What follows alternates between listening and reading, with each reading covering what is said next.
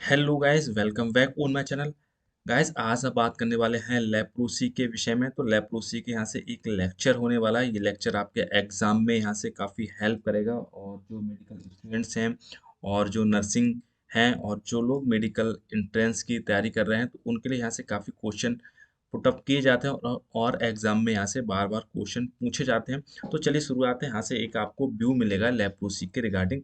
तो शुरुआत करते हैं और देखते हैं यहाँ से leprosy.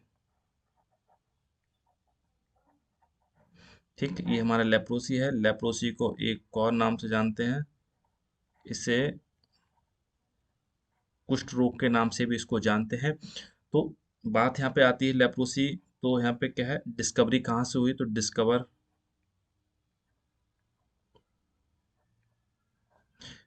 Discovered by the doctor, क्या नाम था? जी ए हैंसन। और कब इन्होंने डिस्कवर किया था लेप्रोसी को? तो ये हमारा किया था इन 1874। ठीक है, इनका अगर फुल फॉर्म देखी जाती है, जी ए हैंसन। तो ये हमारे क्या, गरहर्ड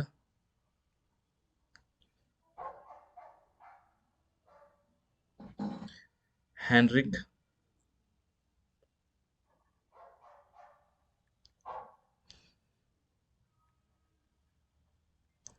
अरमोर, ठीक है, हैंसन। काफी अच्छा खासा नाम है। ठीक, तो ये इनकी फुल फॉर्म है गरहर्ड हेनरिक अरमोर हैंसन। ठीक है, तो हैंसन के नाम से काफ़ी फेमस है, और इसी की वजह से और इनका खोले थे 1874 में। ये कहाँ के थे? फिजिशियन, वैज्ञानिक थे, यानी डॉक्टर थे। ठीक है, तो ये हमारे कौन थे? एक फिजिशियन थे, और ये हमारे थे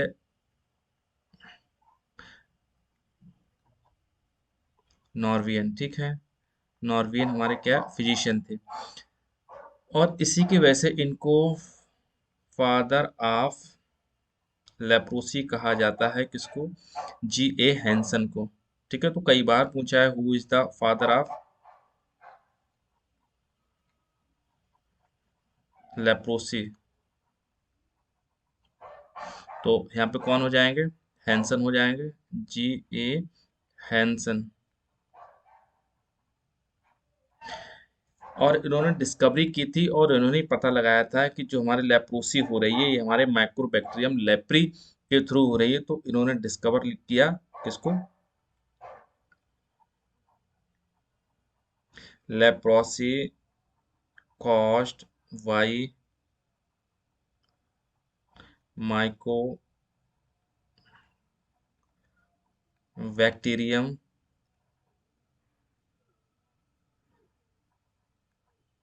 लेप्री। ठीक है, तो ये कई बार एग्जाम में पूछा है इसके। तो यहाँ से काफी इंपॉर्टेंट क्वेश्चन यहाँ से बन जाते हैं। ठीक है, इसके बाद में, ठीक, अब हम इसके डेफिनेशन देखते हैं लेप्रोसी की। डेफिनेशन क्या होनी चाहिए इसकी?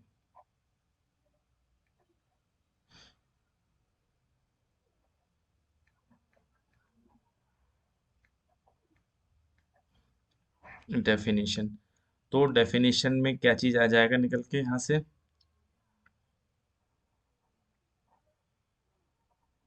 Leprosy is a chronic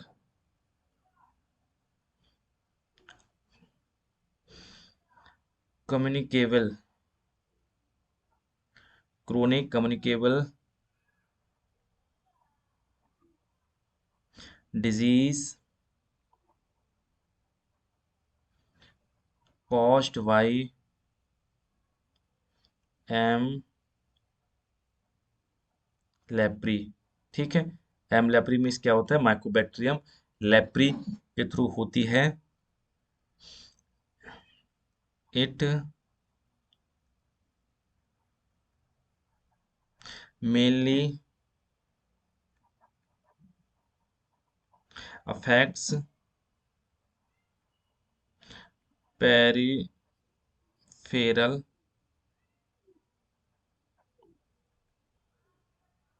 nervous system and skin. ठीक है, तो पेरिफेरल नर्वस सिस्टम को प्रभावित करता है लेप्रोसी डिसीज में, और स्किन यहाँ से प्रभावित होती है। ठीक है, अब इसका देखते हैं ट्रांसमिशन रेट क्या होता है इसका।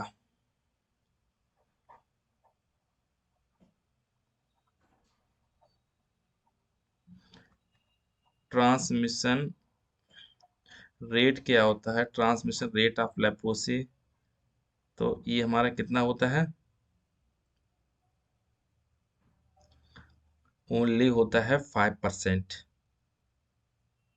ठीक है, 95% पेशेंट को कोई प्रभाव नहीं पड़ता है, तो ये ठीक है। और अब इसमें कह सकते हैं, यानी इसको जो होता है हाईली इन्फेक्शियस वट लो पैथोजिनोसिटी। ठीक है, इन्फेक्शन बहुत रैपिडली करता है, बट पैथोजेनिसिटी बहुत रेयर होती है, कम होती है, क्योंकि ये बीमारी बहुत ही रेयर होती है और कम लोगों में इससे प्रभावित होते हैं। बट इन्फेक्शन अधिकतर होता है, जिसका इम्यून सिस्टम अच्छा होता है वो इससे, उनको बीमारी बिल्कुल भी नहीं होती। जिनका इम्यून सिस्टम वीक होता है वो इस चीज से प्रभावित होते हैं। ठीक, इसके बाद में अगर, ठीक है, ट्रांसमिशन के बाद होगा, अब इनका स्प्रेडिंग कैसी होती है। ठीक है, अब देखते हैं इनकी स्प्रेडिंग।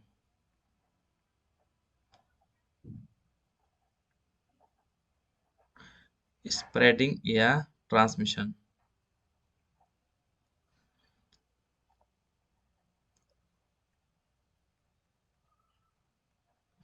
स्प्रेडिंग ट्रांसमिशन जो होता है वो हमारा क्या है, रेस्पायरेटरी ड्रॉपलेट्स। ठीक है, तो मेनली जो रेस्पायरेटरी ड्रॉपलेट से इसका इन्फेक्शन, यानी one human to other human होता है, ह्यूमन टू ह्यूमन, या फिर इसको अदर ह्यूमन भी कह सकते हैं। ठीक, और ठीक है, तो रेस्पायरेटरी एयर ड्रॉप सबसे नहीं होता है। अब आप समझ कर लो रेस्पायरेटरी एयर ड्रॉप किसके होते हैं, यानी यहाँ पे ऐसे रेस्पायरेटरी एयर जो ड्रॉपलेट्स होते हैं, by untreated person, untreated person, यानी ऐसे व्यक्ति जिनको इन्फेक्शन है और जिन्होंने दवाई नहीं ली है, तो उनके यानी टॉकिंग, अगर बहुत तेज टॉकिंग कर रहे हैं, बोल रहे हैं, वहां से इसको जो हमारी भाप निकलेगी, धुआं निकलेगा, वेपर्स होगा, और हमारी क्या है कफिंग, अगर उनको खांसी आएगी तो खांसी के संग जो भी यहाँ से क्या है ब्लूम बनता है, और इसके बाद में स्नीजिंग, अगर उनको छींक आती है। ठीक है, तो यहाँ मेथड्स होता है, यहाँ से एयर ड्रॉपलेट्स यहाँ से निकलते हैं, जिनको एरोसोल के नाम से जानते हैं। तो ये एरोसोल दूसरे पर्सन, जो हेल्दी पर्सन, जब जब ब्रीथिंग करते, सांस लेते, तो उनकी बॉडी में पहुंच जाता है, और ये इन्फेक्शन को कॉज करता है। ओनली 5% इनकी होती है। ठीक है, अब इसके बाद में जो सबसे इंटरेस्टिंग चीज है उसको देखते हैं। ये तो बहुत जनरल चीज हो गई इसको। ठीक, इसके बाद में अब हम देखते हैं यहाँ से इसको, टाइप ऑफ लेप्रोसी देखते हैं इसकी। लेप्रोसी के टाइप्स क्या होते हैं, टाइप्स ऑफ लेप्रोसी। तो ऑन द बेसिस हमारे किस पे, on the basis of treatment. ठीक है, ट्रीटमेंट के बेस पे ये कितने भाग में डिवाइड किया गया है लेप्रोसी को, तो लेप्रोसी को डिवाइड किया गया है ट्रीटमेंट के बेस पे, इसको दो टाइप में। ठीक है, पहला हमारा होता है पीवी लेप्रोसी, दूसरा जो होता है वो हमारा क्या है, एमबी लेप्रोसी, एमबी लेप्रोसी। अब पीवी लेप्रोसी के फुल फॉर्म देख लेते हैं। पीवी मीन्स क्या होता है, पॉसी, ठीक है, बैसिलरी, पॉसी बैसिलरी हो जाएगी लेप्रोसी, ठीक है। और एम से फोर हमारा हो जाता है मल्टी, मल्टी बी से हमारा हो जाएगा बैसिलरी, ठीक है। तो ये, अब पॉसी मीन्स क्या होता है इसको समझ लेते हैं। पॉसी मीन्स होता है फ्यू, ठीक है। मल्टी मीन्स क्या होता है, मोर, ठीक। यानी किसी पर्सन में फ्यू वेसिलरी है तो उनको पीबी कैटेगरीज में रखा गया है, और जिनके पास बहुत अधिक वेसिलरी है उनको एमबी लेप्रोसी या फिर मल्टी वेसिलरी लेप्रोसी कहा जाता है और एमबी कैटेगरी में रखा जाता है। अब कैसे पता करें कि पॉसिव वेसिलरी कौन है, मल्टी वेसिलरी कौन है, किसको ड्रग कौन कौन सी रिकमेंडेशन की जाती, तो इसका फिजिकल एग्जामिनेशन करते हैं, ठीक है। फिजिकल एग्जामिनेशन करते हैं और कुछ इसके हिस्टोपैथोलॉजिकल रिपोर्ट्स होती उनके यहाँ पे भी इसको एग्जामिन करते हैं। तो एग्जामिन का मेथड देख लेते हैं और एग्जामिन में क्या क्या चीज़ करते हैं फिजिकल मेथड से, उसको थोड़ा सा यहाँ से देख लेते हैं, ठीक। तो इसको अब पॉसिव वेस्लरी में हम क्या चीज़ काउंट करते हैं उसको देखते हैं, ठीक है। तो पेशेंट्स को एग्जामिन करते हैं तो पेशेंट हैज़ क्या चीज़ उसके पास होनी चाहिए, तो सिंगल नर्व, ठीक है। सिंगल नर्व उसकी कैसे होनी चाहिए, अफेक्टेड होनी चाहिए, एक नर्व उसकी या अफेक्टेड हो, और इसके संग एंड पैच उसके पास होनी चाहिए, स्किन लीजन। स्किन लीजन जैसे कह सकते हैं कितने पैचेस होने चाहिए, तो एक से लेके 5 अगर उसकी बॉडी पे पैच हैं तो हमारा क्या है, पॉसिव वेसिलरी कैटेगरी में रखा जाएगा, ठीक है। यानी उसकी एक नर्व इन्वॉल्वमेंट हो और उसके संग या तो पैच हो या नहीं हो या सिंगल नर्व हो, तो इस कंडीशन में कोई भी एक चीज अगर दिखाई दे, अगर नर्व से केवल है उसकी इन्वॉल्वमेंट, एक सिंगल नर्व अफेक्टेड हुई है या नर्व अफेक्टेड नहीं हुई, केवल पैच है, एक है, दो है, तीन है, चार है, मैक्सिमम 5 तक है, तो उसको पॉसिव वेस्लरी होता है, ठीक है।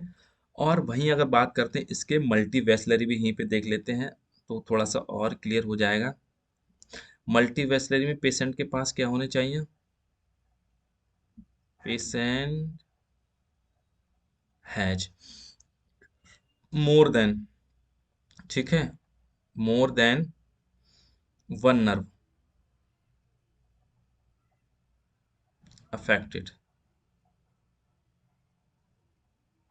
ठीक है। यानी एक से अधिक, ठीक है, यानी दो से, जो भी हो, दो हो, तीन हो, चार हो, ठीक है।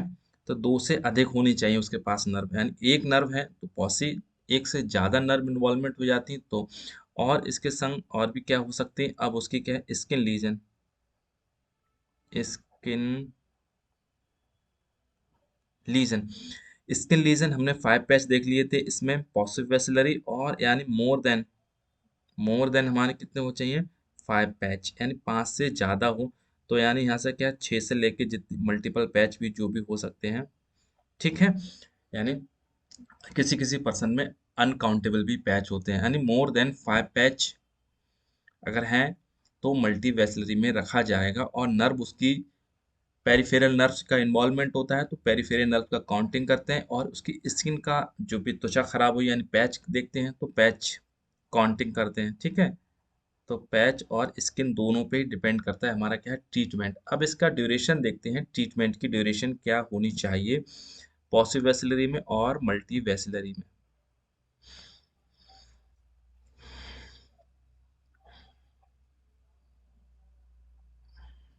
ठीक है।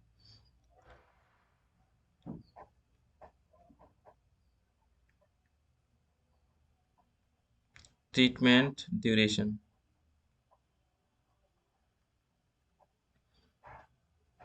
ट्रीटमेंट ड्यूरेशन हमारे जो पीवी लेप्रोसी में कितनी होनी चाहिए उसको यहाँ से क्या है देखते हैं, और एमबी में कितनी होनी चाहिए, मल्टी बैसिलरी लेप्रोसी। ठीक, तो पीबी में होनी चाहिए 6 मंथ का यहाँ पे क्या है ट्रीटमेंट चलता है इस समय, जो WHO की गाइडलाइन के अनुसार। वीडियो हम इस समय बना रहे हैं, ये दिसंबर में है और दिसंबर 2023 में है। ठीक है, आगे फ्यूचर का कहा नहीं जा सकता क्या हो, फिलहाल जो रिसेंटली रिसर्च है, जो गाइडलाइन है उस पर बता रहे हैं। और इसका जो मंथ चलता है मल्टीवेसली का 12 मंथ्स। ठीक है, यानी 12 महीने चलता है, यानी 1 साल, 1 ईयर होता है, और ये हमारा हाफ ईयर चलता है इसका। ठीक है, अब यहाँ पे काफ़ी यहाँ से थोड़ा सा कॉन्सेप्ट आपको समझ में आ रहा होगा। अब यहाँ से थोड़ा सा इसमें ड्रग भी देख लेते हैं, ड्रग पॉसिव वेसिलरी में कौन से ड्रग्स यूज़ होते हैं जो ड्रग रेजिमेन होते हैं, और मल्टी वेसिलरी में कौन से ड्रग रेजिमेन यहाँ पे क्या है यूज़ होते हैं। ठीक है, तो इसमें देखते हैं ड्रग्स रेजिमेन। इसमें देखो चलते हैं, दो ड्रग्स चलते हैं। एक पहला जो हमारा ड्रग चलता है उसको क्या है,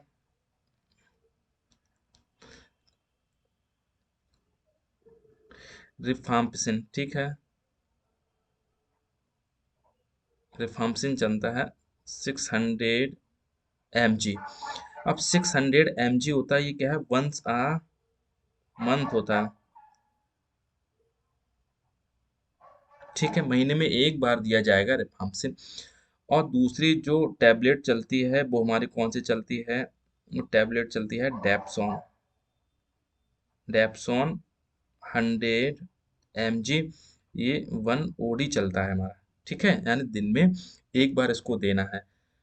तो ये तो डेप्सोन हमारी जो हमारी चलती रही कहाँ तक, 6 मंथ तक इसको लगातार एक हमको लेना है। ठीक है, और ये 6 महीने में सिर्फ हमारी कितनी बार, 6 ही बार ली जाएगी, यानी महीने में सिर्फ एक बार ली जाएगी। ठीक है, तो ये भी हमारी क्या 6 मंथ सिर्फ महीने में एक बार।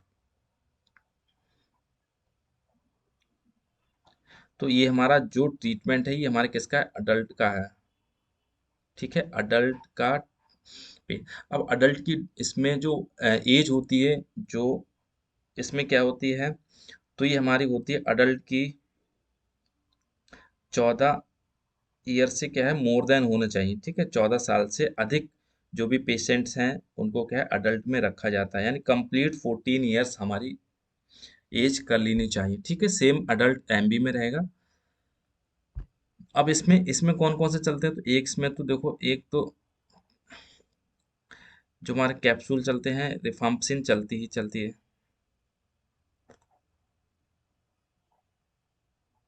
रिफाम्पिसिन 600 वंस आ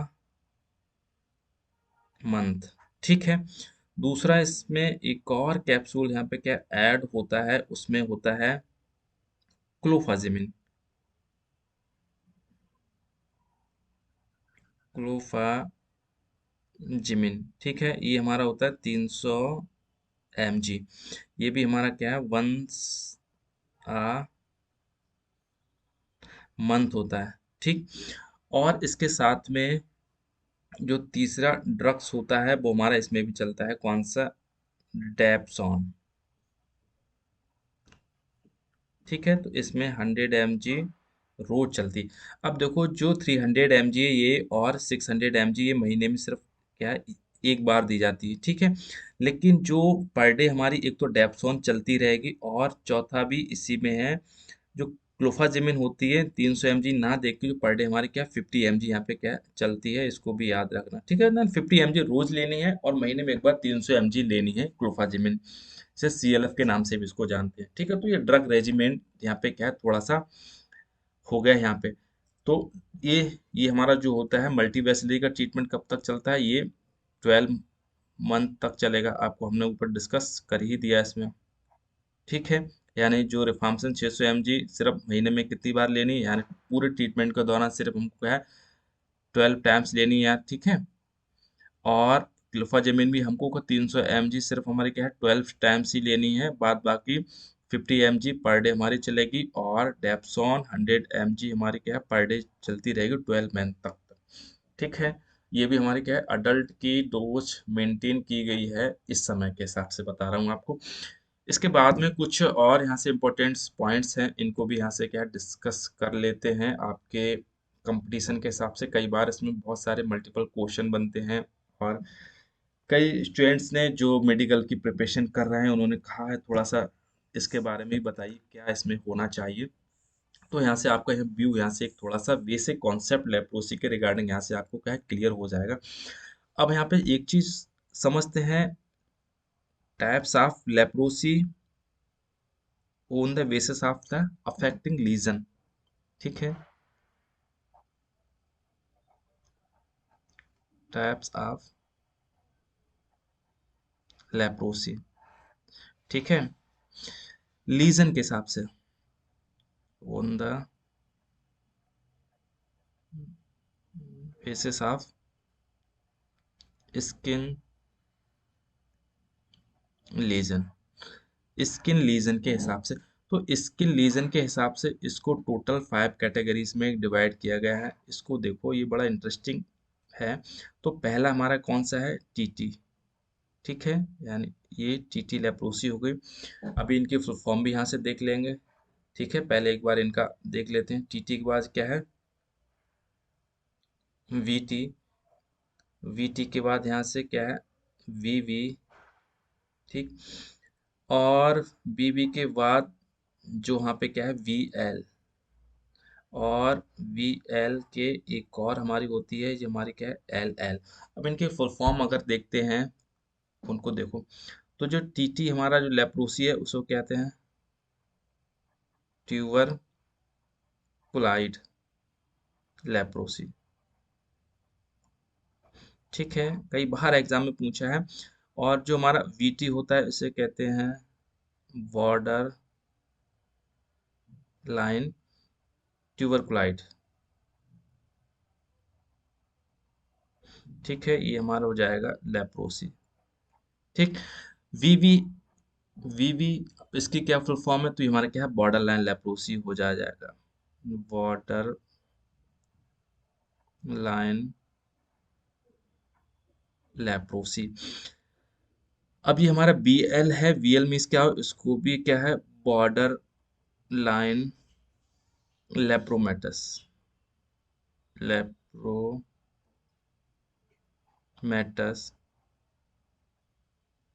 लेप्रोसी। एल एल इसके क्या फुल फॉर्म, इसका मतलब हो गया लेप्रोमेटस लेप्रोसी, लेप्रोमेटस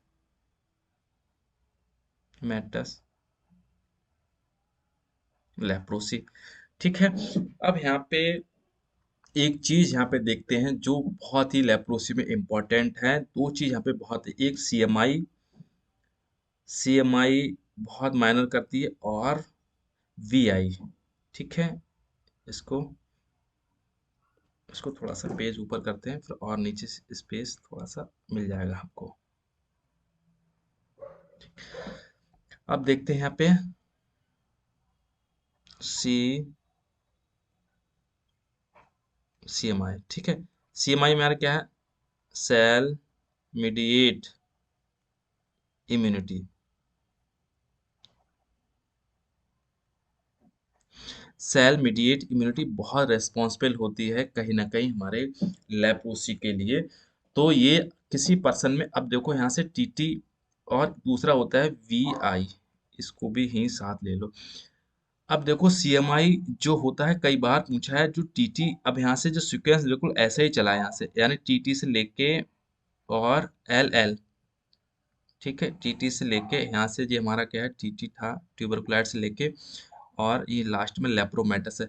जैसे जैसे टीटी की तरफ से एल एल की तरफ बढ़ोगे, वैसे वैसे सीएमआई जो हमारा होता है सेल मीडिएट इम्यूनिटी होती है ये हमारे वीक होती चली है, यानी यहाँ पे क्या है टीटी में सबसे ज़्यादा देखने को मिलेगी, फिर उसके बाद में लेप्रोमेटस लेप्रोसी में सबसे कम देखने को मिलती है।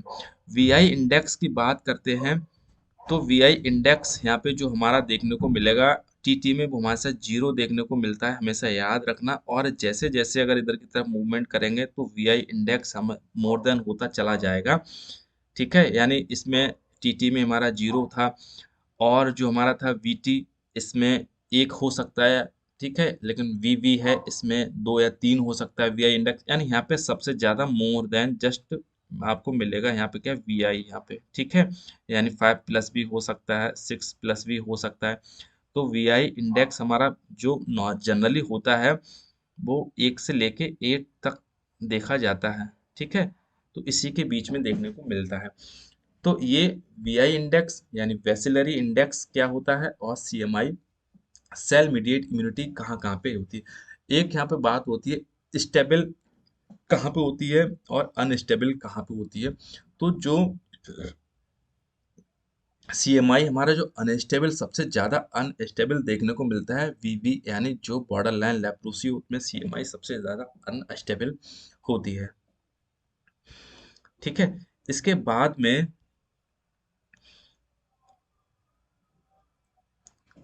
कुछ यहाँ पे क्या है टेस्ट लेप्रोसी कुछ टेस्ट टेस्ट होते हैं जो कंफर्मेटरी टेस्ट होते हैं, उनको भी थोड़ा सा यहाँ से देख लेते हैं, फिर यहाँ से आपको बहुत कुछ यहाँ से लेप्रोसी के बारे में समझ में आ जाएगा, ठीक है। तो कुछ कंफर्मेटरी टेस्ट होते हैं जिनसे हमारी हेल्प मिल जाती है, कुछ हाँ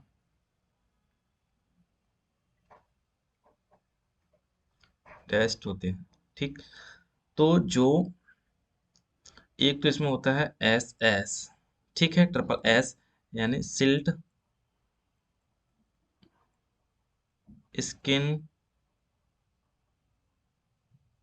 स्मेयर, मार्कर ठीक से नहीं चल पा रहा है हमारा थोड़ा सा भी। और इसके बाद में दूसरा होता है स्किन बायोप्सी,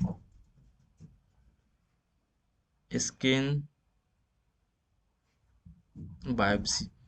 तो ये दोनों पे इनमें क्या चीज़ देखने को मिल जाती है, यहाँ से दोनों के बेसिलरी जो हमारा पोजीशन है वो देखने को यहाँ से मिल जाती है।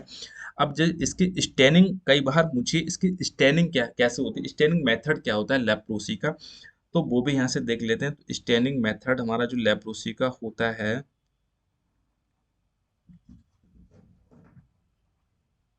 स्टैनिंग कैसे कहते हैं, ए एफ बी यानी एसिड फास्ट वेसिलाई,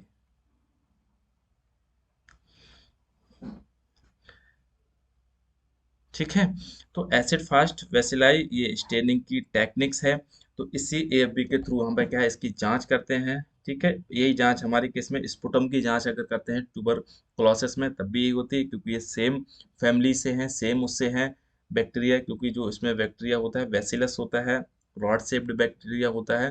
तो दोनों की स्टेनिंग हमारी क्या है एएफबी मेथड से ही इसमें की जाती है, ठीक है। तो ये लेप्रोसी के कुछ यहाँ पे आपको क्या बेसिक कॉन्सेप्ट था, यहाँ से मुझे ऐसी उम्मीद है आपको यहाँ से थोड़ा सा कॉन्सेप्ट क्लियर हुआ होगा, क्योंकि कहाँ से इसका हुआ था और कहाँ तक इसको गया। बहुत सारे यहाँ टॉपिक्स है और भी इसके डिस्कस करते रहेंगे। चलिए, ओवरऑल वॉच करने के लिए थैंक यू।